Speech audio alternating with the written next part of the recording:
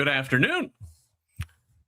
Welcome to today's Democratic primary debate for Indiana State House District 48, covering Cleveland, Osolo, and Washington townships, and portions of Balgo and Concord Township in northern Elkhart County. I'm Scott Aaron Rogers, host of the Who's Left podcast and your moderator for today's discussion. This debate is presented by the Progressive Indiana Network, an independent media collaborative supporting Indiana-focused progressive journalism, analysis, and commentary. The network provides a shared platform for writers, podcasters, and creators committed to serious, unapologetic, left-of-center news, opinion, and analysis, because Hoosiers are better served by people who say what they think than by people who feign neutrality. You can learn more at progressiveindiana.net. Primary elections are where the direction of a party is decided. Not just who carries the banner in November, but what that banner actually represents. Today, we're here with the two candidates seeking the Democratic nomination for Indiana House District 48. Joining us are Carl Stutsman. Hello, Carl. I think you're talking to me. Unfortunately, I've lost all of your audio, so I can't hear anything you're saying to me. But I will say that I'm happy to be here, and I will. We got a great producer. We'll figure this out on the technical side, so I'll let you keep doing your thing. Very good. Let us also welcome at this time Emily Yaw. Emily, welcome. Welcome, and thank you so much for having me, Scott. Emily, you can hear me okay? I can hear you. Very good. All right. So here's how this is going to work. After each candidate's 2-minute opening statement, we'll move through 4 topic areas: economy and affordability, healthcare, education and childcare, and public safety and immigration. Each of you will have 90 seconds to respond to each question. Later, we'll move into a segment called Who's Left Asks HoosRight, where I'm going to put a spotlight on areas of genuine disagreement within the Democratic big tent, because Democrats don't always agree, and voters deserve to know where the people asking for their vote actually stand. Finally, we'll wrap up with closing statements. One more thing. This is a Democratic primary debate, but the issues we're discussing here don't belong to one party. They belong to the people of Elkhart County and all Hoosiers. So let's get into it. As determined by coin flip backstage, Ms. Yaw will go first. Emily, you have 2 minutes for your opening statement. All right. Well, again, thanks for having me, Scott. And I am from Elkhart. I've lived here for quite a few years. I didn't really care about anything in politics until I became a foster parent and started seeing just how broken our system is for often the most vulnerable people, which is our kids. So if I had to pick a top issue, that would be my issue, because that's what brought me into politics, because I wouldn't call myself a regular politician. I have a day job as an accountant, pretty involved in my church, just a regular person. But I can't stand by the side and see the way things keep going with the politicians in charge who care about things that aren't what are affecting our day to day.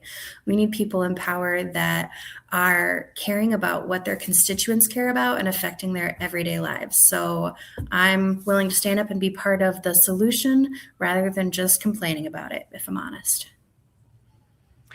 All right. Thank you, Emily. Well, let's see. We are apparently having some technical difficulties with Carl. Carl has dropped out of the studio. We are awaiting getting him back. I will take this moment to ask folks, if they can, to please support us here at Progressive Indiana Network. We are an independent media group. We do not rely on sponsors or advertisers. We certainly don't have any billionaire benefactors, so we could use your support with a paid subscription over at progressiveindiana.net. It's only $5 a month or $50 for the whole year to help us present special events like this, and hopefully avoid technical difficulties like the one we just had. Hey, Carl's back. Carl, do you have me back? Yes, I can hear you. Can you hear me? I can hear you just fine. Carl, okay, good. don't want to put the rush on you too much. Are you prepared to give your opening statements? Absolutely. It's a very non-formal statement. I mean, look, we're all running on a very similar community-based campaign, and this is my community. Carl D. Stutsman, the name that you see behind you, has pretty much been here his entire life.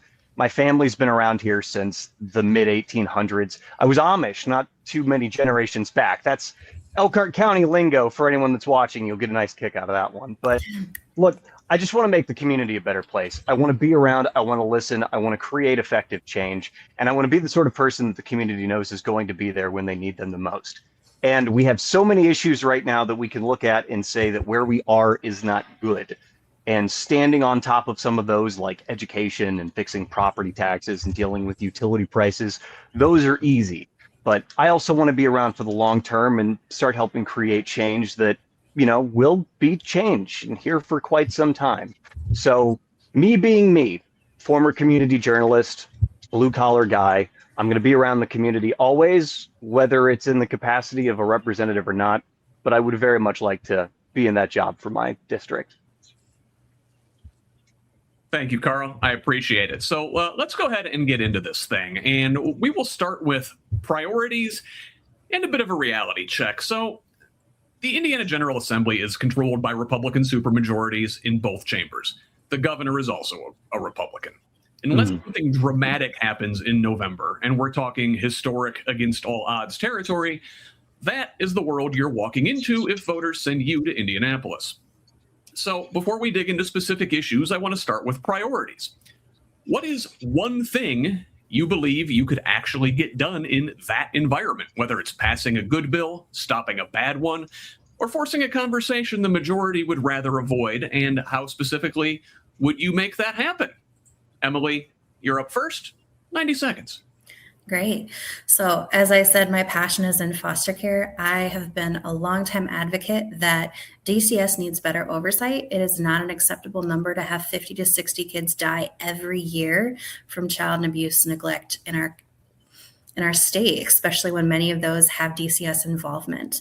And maybe because I'm not a specific politician, I don't really care about credit or who gets the glory. I just want to get stuff done. So I'm willing to work with whoever that is. I'm also not afraid of being transparent and saying if Republicans or if specific Republicans aren't supporting this bill and advocating for people to go ahead and call their representatives that they're upset about this issue. I think a lot of it is just we have to be transparent and work with whoever we need to do to get what is important for our voters. Thank you, Emily. Carl, how about you? I'll honestly take the layup on this one. And the reason you take the layup is because if we are walking into an environment where we're going to be in the minority, those small steps are the first ones you have to take. So it's utility bills and utility prices and reining in utility customers. I don't think there's a whole lot of disagreement between whether you're Republican or Democrat that right now their numbers are getting higher and we keep paying more. So why are they making more in profit while we're continuing to struggle to pay our bills? And that's one of those across the aisle issues that opens up a lot of new conversations. Because if we can start holding the utility companies responsible for what they're doing, and we can start having conversations about energy and why in the world we're still using coal, we open up a lot of other conversations. And so I think that's an easy one to start with, to bridge the gap, and any legislation we can push forward to try and rein in those numbers to help Hoosiers. I think that's the first thing that we could get behind it. It would be a very doable thing, whether or not we're in a majority or a minority. Well, thank you very much, Carl. So, and we will talk about utilities here again momentarily, but first, let's talk about the Republican supermajority's priorities. In 2025, Indiana Republicans passed Senate Enrolled Act 1, what Governor Braun called, quote, historic tax relief. Here's what that relief actually looked like. Homeowners got a minor credit of up to $300. Large property holders and businesses got exemptions that grow over time. And to pay for it, cities, counties, and school districts are projected to absorb hundreds of millions of dollars in losses. Braun's response to local officials warning about that damage, quote, prove it and do more with less. So what does tax fairness actually look like in Indiana? Where should the tax burden primarily lie? And what would you do to address the downstream damage SEA 1 is already causing in communities like those in District 48? And this time, Carl, I will start with you. Well, hey, still, wow, that's a lot. So, yeah, SEA1, not good news for local towns as they've tried to dive into their budgets. I think the first priority has to be looking for alternative sources of revenue for the state, or at least that's one of the places that we need to start. There's a couple of things we can look at. Being right up here with the border with Michigan, marijuana legalization kind of seems like one of those things where we could bring in some more tax dollars to the state. As far as where the tax burden lies, man, the tax burden is supposed to be fair or it's supposed to be equitable. So I don't know that the tax burden should lie anywhere. But right now, the burden is lying on us in the middle class and the lower income brackets. So we need to put more focus on businesses and people with higher incomes. And we need to consider that most of these tax laws that they're passing are really only benefiting big business and the individual people that are donating to campaigns already inside the Republican Party. So the whole tax thing, you got to go back to the drawing board and say that what we came up with was not good enough. And being told to do more with less when inflation is higher, as wages have still been stagnant for 15 plus years now, it's a ridiculous request. Our governor should be ashamed of that. I'll leave it at that. Thank you, Carl. Emily, let's hear from you. You got 90 seconds. Sure. To follow up and agree with Carl, I'm willing to say that that was a bad bill that was passed through, and it didn't help the regular people of Indiana. The people that it did help were the companies, like Carl said. And if you're working together in a community or in a state, and when you're saying fairness would assume some bit of equity or something where everyone shares in the burden. To simply lift the burden from a great, probably 85% of the businesses in Indiana is not anything that's fair. And I would actually push for some taxes or to reinstate some of those taxes of those companies, not because we want to tax them out of business, but because if they're here and they're working with us, they're getting benefits from our labor, from our utilities. If they're going to be here, they should be sharing that tax burden with us so that we can all come up with solutions rather than the non-solution of you just get less and you just have to deal with it. Thank you very much, Emily.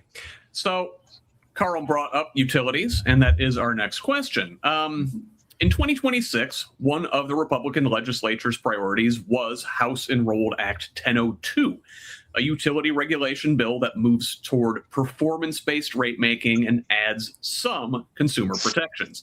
A step forward, sure, but Democrats offered amendments to make it stronger, capping rate increases, eliminating the sales tax on residential utility bills, preventing private equity from acquiring utility companies.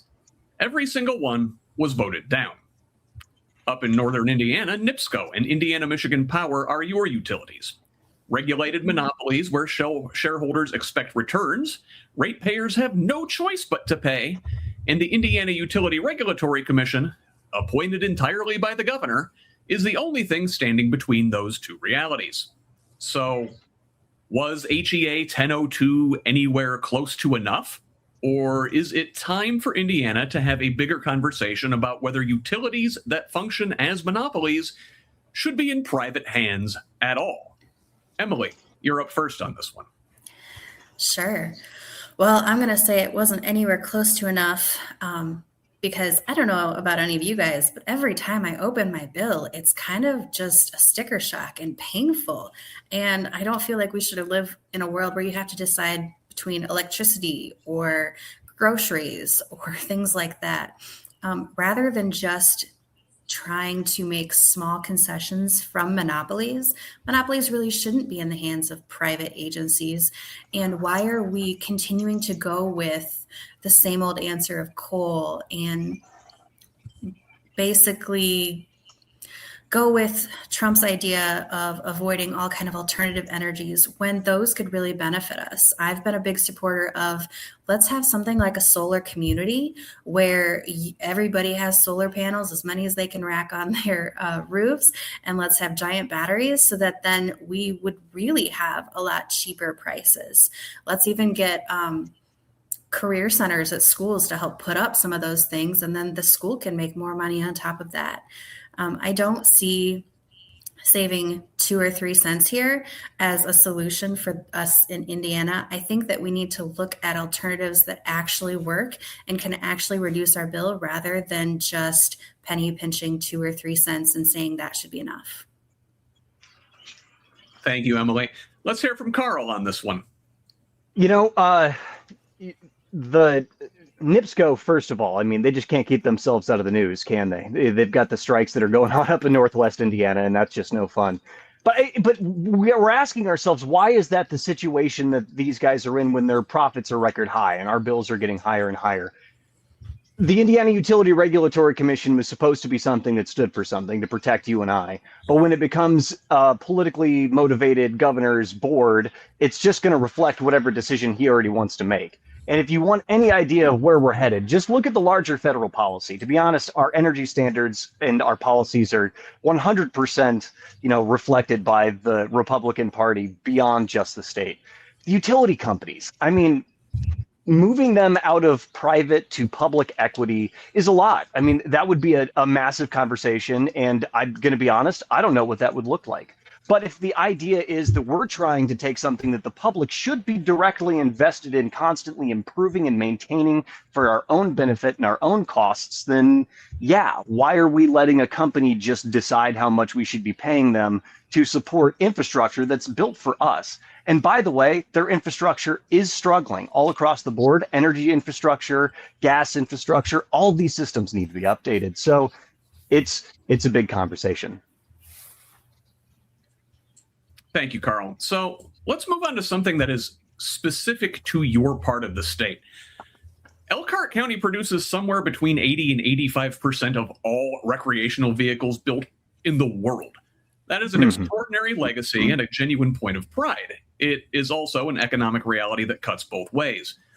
RVs are big-ticket discretionary purchases. When wealthy consumers are flush, the factories hum. When they're not, or when interest rates climb or a recession hits, the floor falls out. Elkhart County has lived this cycle repeatedly. Unemployment there hit nearly 20% during the Great Recession.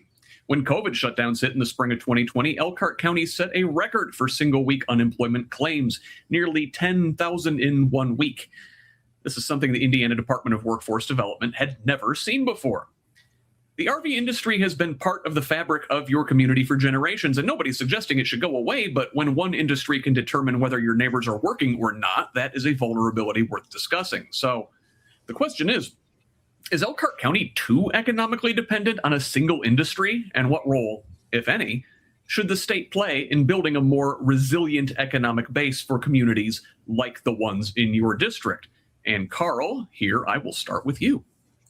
Well, the answer is most certainly we are too dependent on that one single industry. I was a local reporter, worked in news for about 10 years, and when I started was just at the end of the Great Recession. Actually, not even at the end. In 2012, we were still reporting unemployment rates, I think, somewhere in the neighborhood of 24%. It was 1 in every 4 people that you would see in Elkhart County that didn't have a job. And that's the reality of the recession. But it's not just the recession. It's also seasonal. Companies around here lay people off and rehire people on a schedule based on when work's going to be available.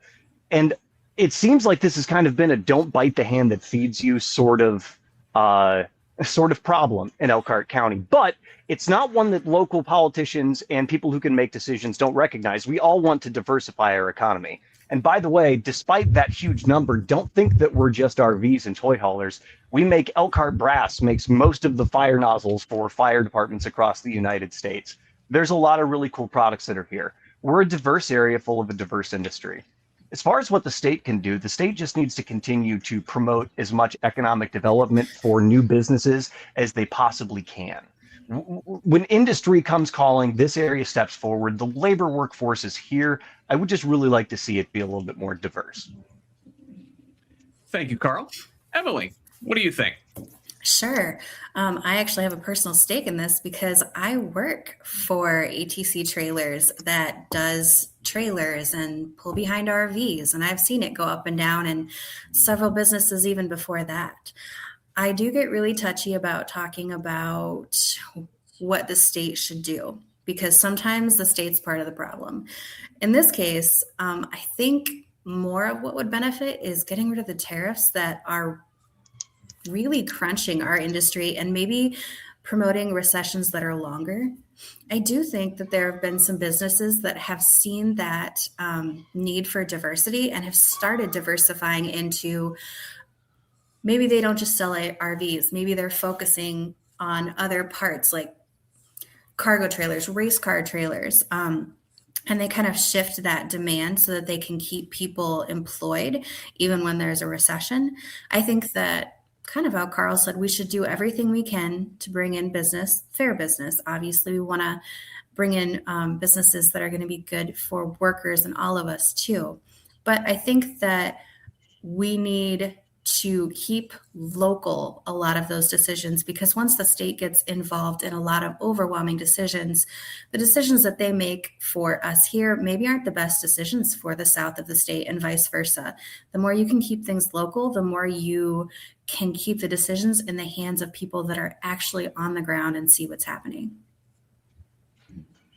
Thank you very much. So let's change topics here and talk about what happens when the state pulls the safety net from under its most vulnerable residents.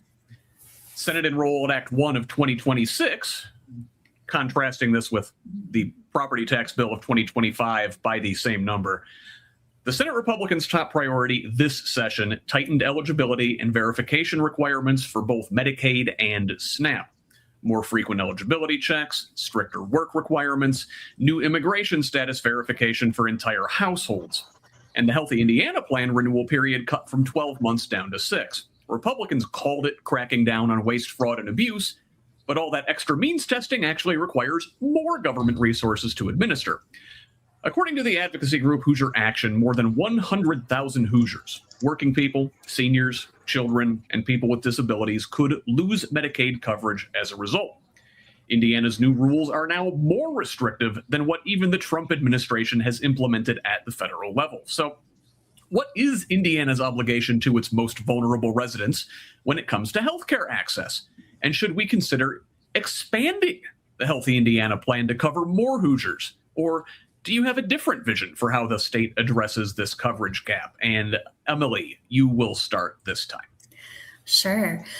I am a firm believer that we can make state healthcare happen. I wish that we could make national healthcare. Obviously, that's not what I'm running for, and that's out of my purview, but I think that we can make state healthcare happen. Just covering some or covering more really doesn't do service to everybody. We should be able to live in a state where if you have health issues, you go get healthcare.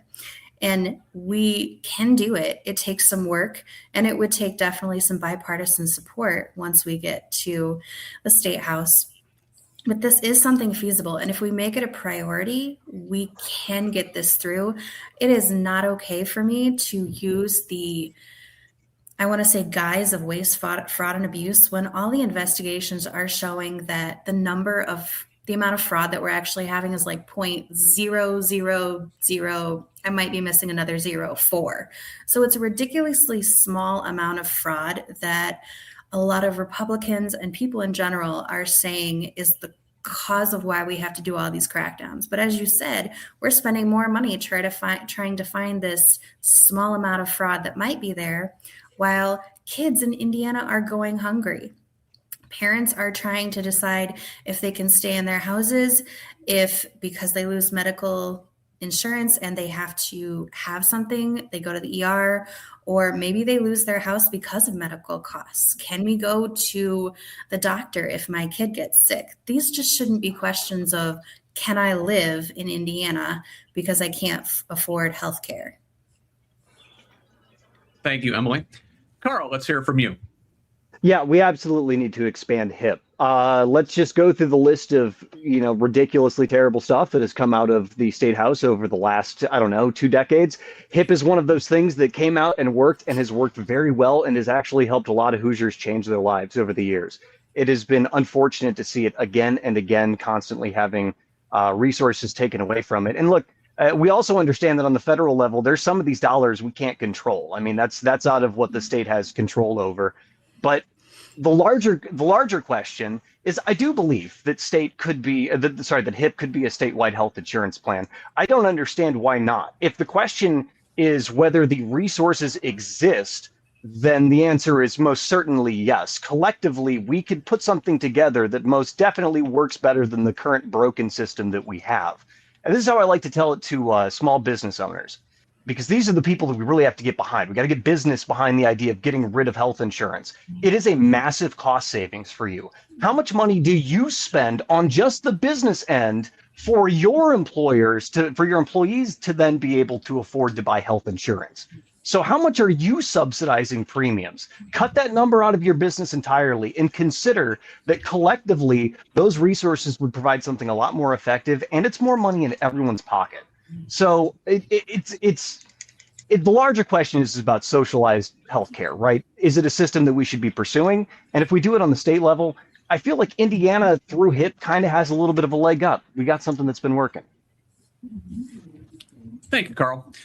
Let's stay on healthcare, but change gears a little bit. Indiana's abortion ban isn't just a reproductive rights issue anymore. It is a healthcare infrastructure crisis. Indiana had the third highest maternal mortality rate in the country in 2022. Maternity wards have been closing across the state. OBGYNs are leaving rather than risk prosecution for making routine medical decisions under a law written by legislators, not doctors. Indiana saw more than a 9% drop in medical residency applications after the ban took effect.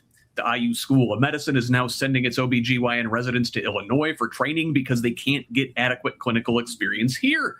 1 in 4 Indiana counties is already considered a maternity care desert. Now, in a Democratic primary debate, I suspect we all know where you stand on the abortion ban itself, so I'm not going to ask you that. What I do want to know is this.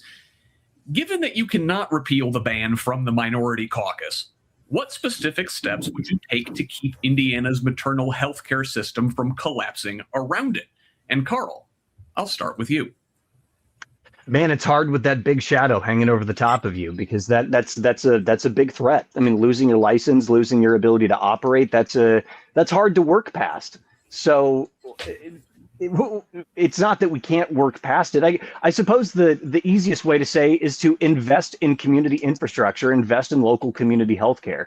There are a few agencies that are still able to fill those gaps where they can. And trust me, they're struggling awfully hard. They could use a little bit more money, but those are the ones that are going to be able to help in the meantime.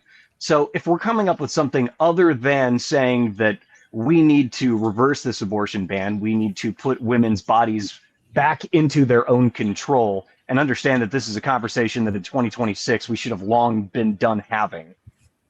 Support community healthcare and try and find the organizations that are doing good and invest in them too. And that's not even just from a state, that's from a personal standpoint as well, because a lot of that also falls on us as individuals. Pushing against the tide, in the minority, there's only so much you can do, but individually, a person can do a lot. So this is an all hands on deck issue, I think. It's going to take whatever we can throw at it, and one day the time will come that we can make that big change, I hope. Thank you, Carl. Emily, let's hear from you. Sure. Would we all love that ban to go away? Yes, absolutely. With that being set aside, I think my point of view is a little different, possibly because as a Christian, I can see both sides of the Republican and Democratic viewpoint. Now, first of all, if we were going to go forward with this abortion ban, I think that a good concession would be that we should have to allocate a whole lot of money for services like adoption or other things to help prevent abortions. But I would rather actually go a third route and invest in technology. I know that in Europe, they're working on creating some artificial wombs. And I think that that's something we should invest in here so that it doesn't just become a lose your license. It becomes a conversation of, obviously, you don't want this baby. You may not be able to have this baby, or your health may be at risk. So rather than just have this hard and fast line of it's either you have the baby or you get in trouble for having an abortion, I would rather go towards investing in this technology where we can remove a baby safely, put them in this artificial womb that they've been developing once we get it up and running, and then adopt from there. So that saves kind of the Republicans' face or vision of protecting life, but also gives some more options to those people that are considering abortions rather than just, you can't do it. Interesting. So let's talk about the world that these children will come into and what kind of services are there for them. Indiana's Constitution requires the state to provide a free, uniform system of public education. Despite that, and some would argue in direct violation of it, Indiana Republicans have spent the last decade systematically defunding that system in favor of privatization. The state's voucher program now costs nearly $500 million a year, money pulled from the same pot that funds traditional public schools. And starting this upcoming school year, Indiana becomes a universal voucher state. No income cap, every family eligible regardless of wealth. That means public money flowing to private schools, religious schools, and for-profit charter operators with far less accountability than we demand of public schools. Meanwhile, your county's school districts, Elkhart, Concord, and Bago community schools are competing for students, teachers, and dollars in an environment the state has deliberately made more hostile to public education. So where do you stand? Do you support fully funded, fully public education as the constitutional baseline, or is there a legitimate role for vouchers and for-profit charters in Indiana's education system? And Emily, you're up first. Sure. I am not a supporter of the vouchers for schools. I think the idea of the boat has sprung some leaks, so let's all jump off of it who can into these better boats isn't a solution for everybody, especially as having had multiple foster kids that are a part of this public system, because for multiple reasons, whether it's the school where they came from or the school where they can get in, for multiple reasons, that's one of the vulnerable populations that really struggles in schools, as well as those in poverty. And putting vouchers to parents seems like a good idea, but then all of the money leaves and everybody that's left is really left in a worse off condition, because property taxes is what the property taxes of the people that live in the school district is what supports the school and gets them their money for education. So if the wealthiest, who are going to be the first on the ship most time, or the middle class, are the ones that are moving away, you're left with very few tax dollars for everyone else. So rather than doing that, let's actually invest back in schools.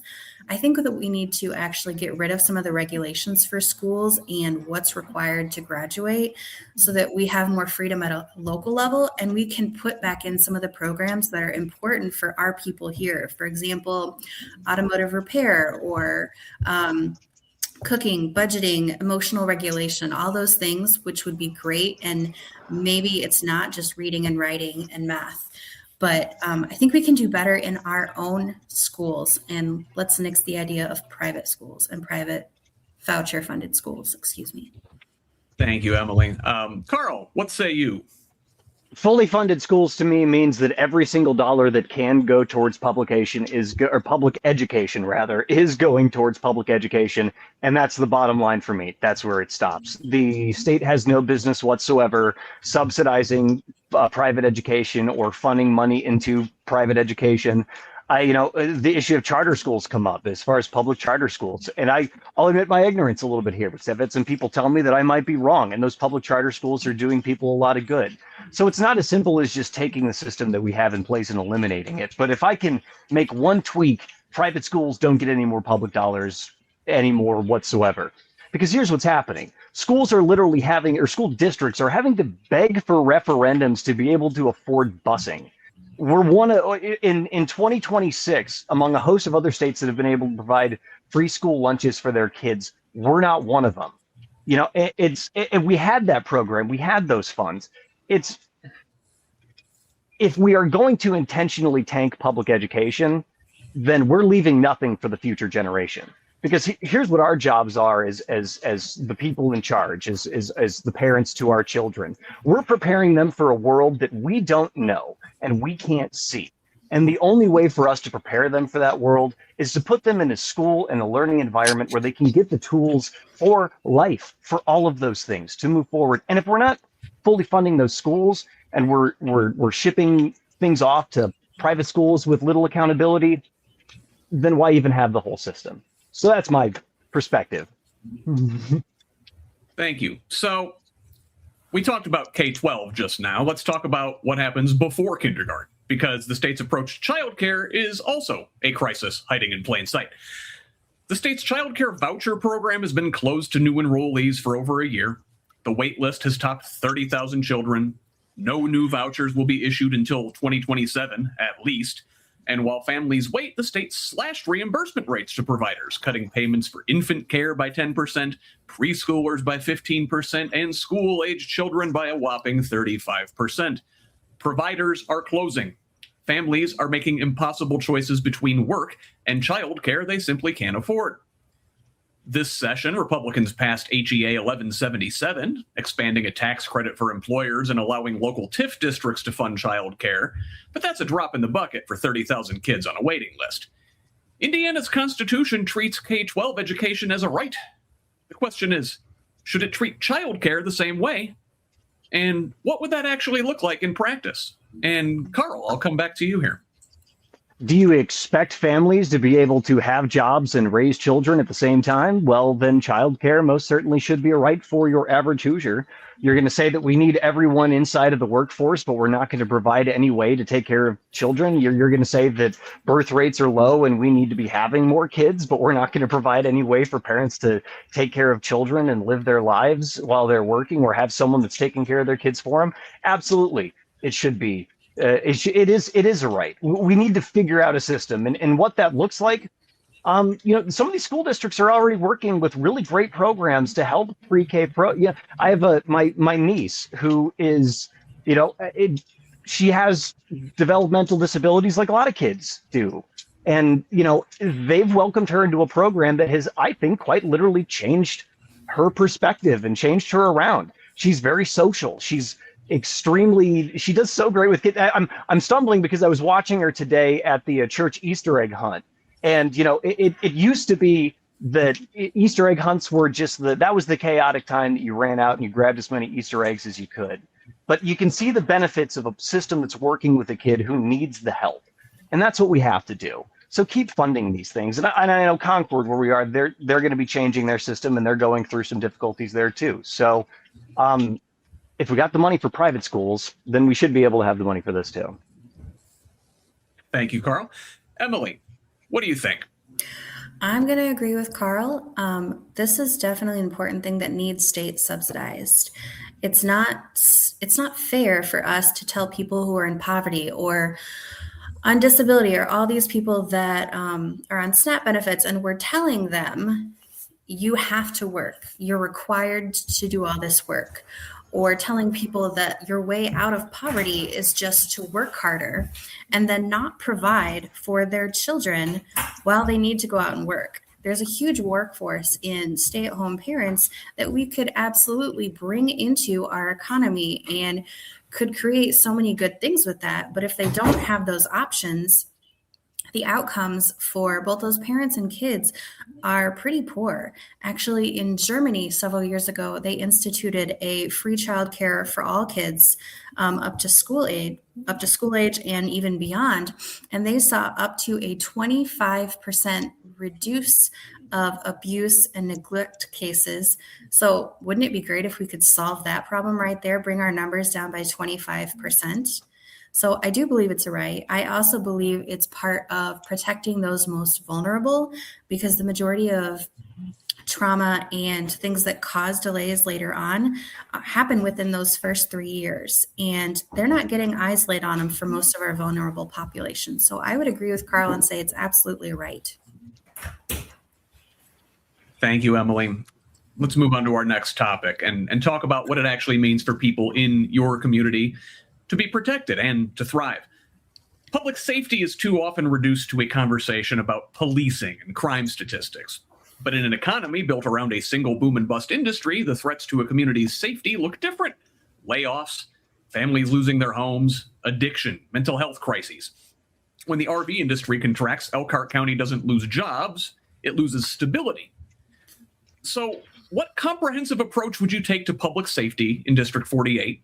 And how would you balance investments between law enforcement, mental health, and addiction treatment, housing, and the kind of economic resilience that keeps communities stable in the first place? And Emily, I will start with you. Thank you. I think that the more that you can keep something within the community, the better it is, rather than just state problems. And I agree that safety is much more than just an issue of whether we have police around. Childcare is a big part of that. We just talked about getting those kids while they're young. Neglect and abuse actually causes the majority of the mental health and even chronic physical issues later on in life, which is a huge burden later. So I would go back to the childcare. Definitely need that.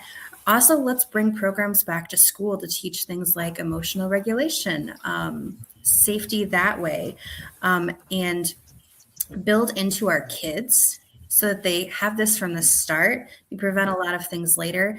And then on top of that, let's develop some more community centers. That's where the state could really help. Give grants for community centers where any kid can go. You don't have to pay to be able to go to this childcare. It can be after school, before school, anywhere. And get the mentors that can really feed into the kids and by affect their parents. What do you need at home? It can not just be for kids. If you need a place that's warm, if you need a safe place because you're being abused, like let's feed our money into community centers where we can actually do the best job in our own community. Thank you, Emily. Carl, your response.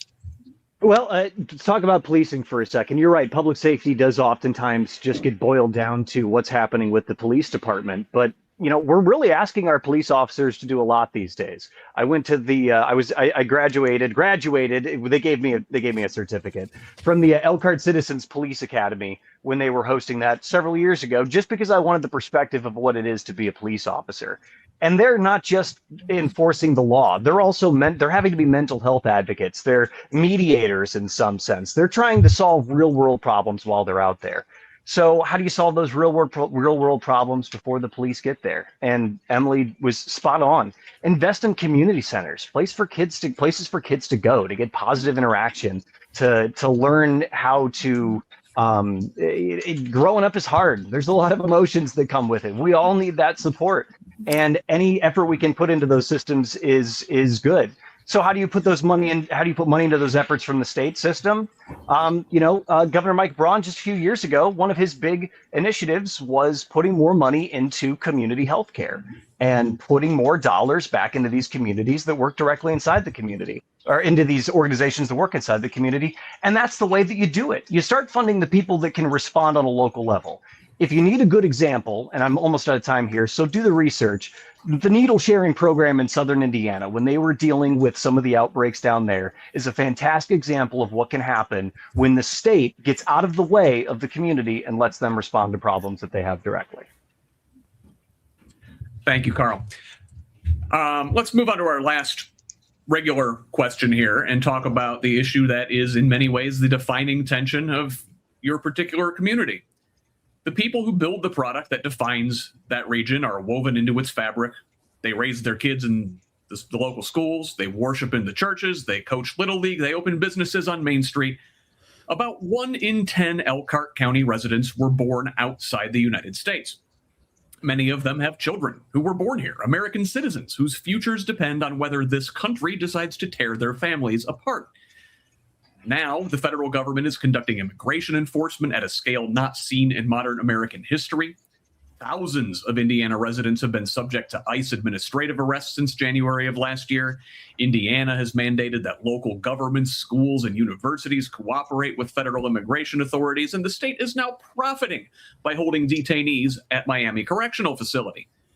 When community members live in fear of leaving their homes or sending their kids to school, regardless of their status, it isn't just a civil liberties problem, it is a community being torn apart. So, what specific steps would you support to protect immigrant families in District 48, maintain trust between communities and local institutions, and ensure that everyone in your district can live and work with dignity? And Carl, you're up first.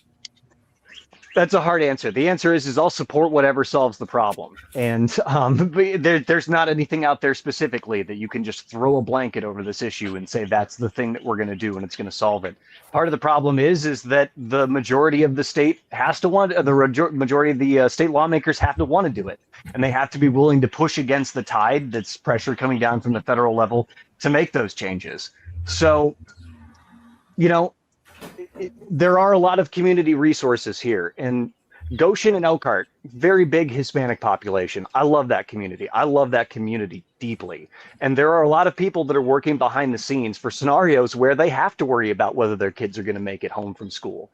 They have to worry about whether or not they're going to get stopped one day by an officer and just happen to not have the right paperwork on them. You know, we have American citizens that I know that just because they're, brown skin, are carrying around their passports with them everywhere they are because they know they're going to have to prove who they are. So on the state lawmaker level, it's going to be a hard push, but we're going to continue to push. We're going to continue that fight. That doesn't matter whether that's me or Emily or whoever else is there. We're going to continue to fight that fight until it's done. In the meantime, I'm going to continue to lend voice to the people who are doing the work locally on the ground and trying to make as much of a difference as they can. And when I'm told where I can make a difference and what positive change we can make, we will make it. And I don't like to be vague and give non-answers, but we're looking at a problem that isn't very easily defined right now. Thank you, Carl. Emily, last word to you. Sure. The decision to use Miami as the slammer for these immigrants was a terrible decision where we kind of sold out to some extent our soul. The reason that was shuttered, that area, was because they were understaffed anyway, and there were more people dying than on average in other prisons. So there's no reason we should use that. On a local level, first go to state. On a state level, we need to redefine some of these areas that should be protected areas. There is no reason for ICE to go into a school or park outside of a school or a church or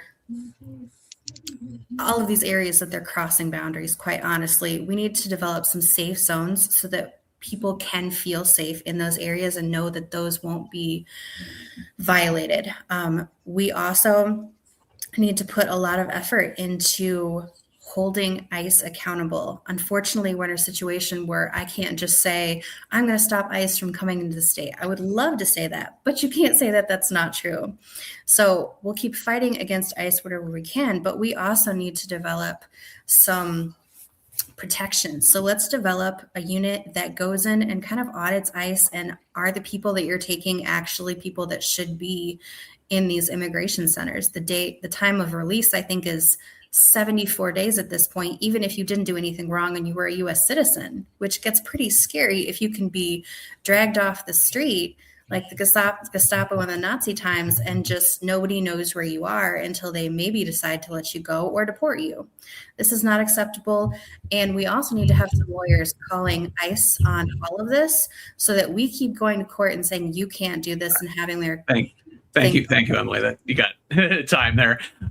Sorry to cut you off, but we need to move on to our speed round. We've covered a lot of ground today, but before we get to closing statements, I do want to try something a little different here. I host a podcast called Who's Left? Indiana Politics from an unapologetically left-wing perspective. Now, the Hoosier Democratic spectrum runs all the way from avowed socialists like Indianapolis City County Councilman Jesse Brown to anti-choice war hawk Blue Dog former Senator U.S. Senator Joe Donnelly, who represented your very area in Congress. There are real disagreements within our big tent, sometimes sharp ones, and voters deserve to know where the people asking for their vote actually stand. So I call this segment Who's Left Asks Who's Right. Here's how it works. I'm going to present two positions, both held by real Democrats, on a single issue. And then I'll ask, who's right? Where do you come down? No hedging, no both sides have a point. You just pick one, all right? So let us begin. There we go. Change that up a little bit. First, recenter.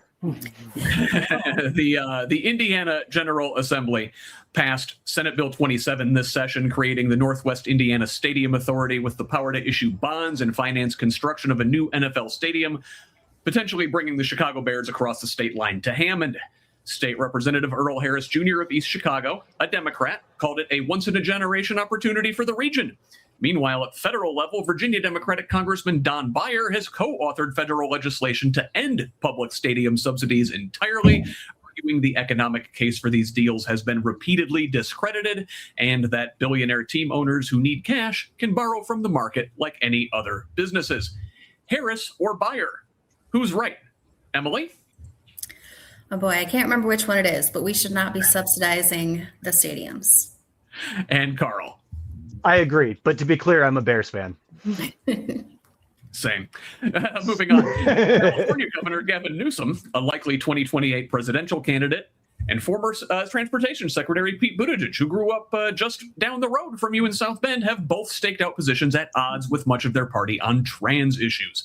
Newsom has called trans women competing in women's sports deeply unfair, urged Democrats to stop talking about pronouns, cut LGBTQ health funding in California's budget, and called Trump's ad attacking Kamala Harris for supporting gender-affirming care devastating, essentially validating the Republican attack. Buttigieg seconded the trans sports position. Meanwhile, Congresswoman Pramila Jayapal and Senator Ed Markey at the federal level reintroduced the Transgender Bill of Rights, declaring that trans rights are human rights, and that when Republicans use trans people as political scapegoats, the only appropriate Democratic response is to get louder, not quieter. So, Newsom and Buttigieg, or Jayapal and Markey? Who's right? Carl? I love my man Pete, but I'm going with the other two. I think trans rights are human rights. And Emily? Wow, stole my answer already. Yeah, I love it, but I got to go the other way on this one. Trans rights are human rights. So moving a little further down the road from you, Michigan City Democratic Mayor Angie Nelson-Deutsch and building trades unions have argued that data centers bring good-paying construction jobs and desperately needed economic investment to communities that have been left behind. But Citizens Action Coalition Program Director Ben Inskeep has called hyperscale data centers the single biggest threat to affordability, reliability, and environmental sustainability in Indiana this decade, arguing the state is handing billions in tax subsidies to trillion-dollar tech companies that create almost no permanent jobs while shifting massive utility costs onto working Hoosiers. Nelson Deutsch or Inskeep? Who's right? Emily? Inskeep. And Carl? Inskeep. Thank you. So, in the race for Indiana Secretary of State, Democratic candidate Bo Bai has accepted high-dollar contributions from Trump-aligned billionaires, school privatization champions, and other donors whose values appear to be at odds with the Democratic parties. Bai's argument, it takes money to win statewide in Indiana, and you take it where you can get it. His opponent, Blythe Potter, has argued that the source of the money matters, that at best these contributions look bad, and at worst they suggest these donors are buying influence or expecting something in return. Does the source of your funding matter, and is there a point where the money you take compromises what you stand for? Bai or Potter? Who's right? Carl? Potter. Potter as Emily. well. Thank you.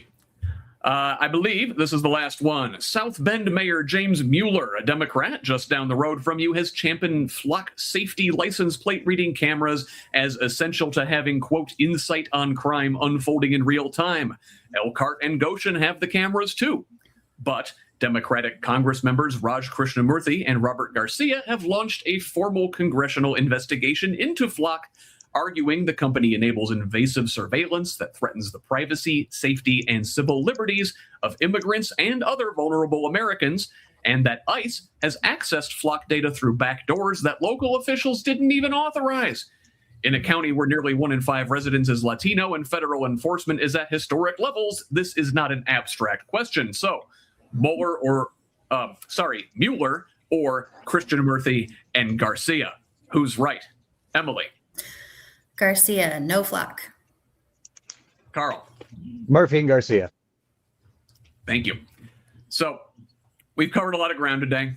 The economy, tax fairness, healthcare, public schools, childcare, public safety, immigration, and some of the fault lines within our own party that don't always get aired in public. These are important conversations, and there are still plenty of issues that matter to voters in District 48 that we didn't even get to touch. Unfortunately, we won't get to cover them all, but each candidate will now have 2 minutes for a closing statement, and as we determined by a coin flip before the debate, okay, it wasn't a coin flip, it was a dice roll. But Emily, will go first. And Emily, you've got 2 minutes. Thank you. Sure. Representing the people here is important to me. And I feel I probably represent I care about, because I got into this, foster care and the most vulnerable populations, but I want to be for the people. So whatever support that is, I would also say vote for who you align most with. I think Carl and I are in line with a lot of things, but we've talked and both of us really want the best candidate to win. And you guys are the ones that speak to that, not necessarily us. So above all, go look us up, find out what we care about, what we think, and vote for whoever you think would make Indiana better.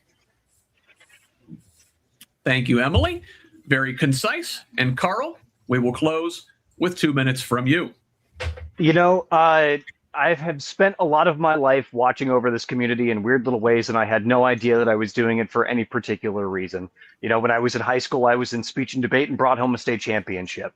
When I was even younger than that, I worked with community efforts to give bunk beds to people who didn't have bunk beds. As an adult, I became a community reporter. And when my time in radio was done, after running a radio show that I know statistically most of the people in my district did not listen to, but it's okay, I gave them 1 hour a day of interviews with local people that had stuff going on because I knew that they needed that information.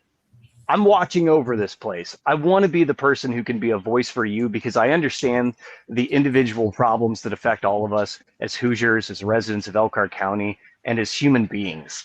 And there's a lot of specific things, and it's going to be a long time before Democrats can make a ton of headway, and maybe, hopefully not a long time. Let's just not say a long time. Let's be positive.